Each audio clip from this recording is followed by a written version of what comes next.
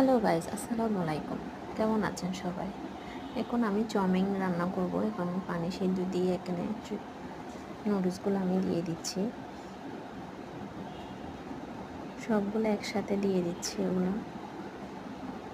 এখন আমি এখানে গাজর, পেঁয়াজ, কাঁচামরিচ, তারপর ডিমটা এখন একটু ভেজে নেব। ভালো করে ভেজে তেলের মধ্যে ভালো করে ভেজে এখন আমি অন্য সব উপকরণগুলো একসাথে ঢেলে দিচ্ছি। ঢেলে দিয়ে এখন নেড়ে চেড়ে তারপর সিদ্ধ করা চাউমিনগুলো একসাথে দিয়ে দেবো। তার সাথে ভেজে রাখা ডিমগুলো এখন দিয়ে দিচ্ছি। ওখানে ধনেপাতা দিয়ে দিচ্ছি।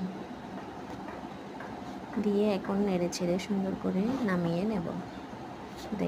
দেখেন দেখতে খুব সুন্দর লাগতেছে। আসসালামু আলাইকুম ওয়া রাহমাতুল্লাহি ওয়া বারাকাতুহু।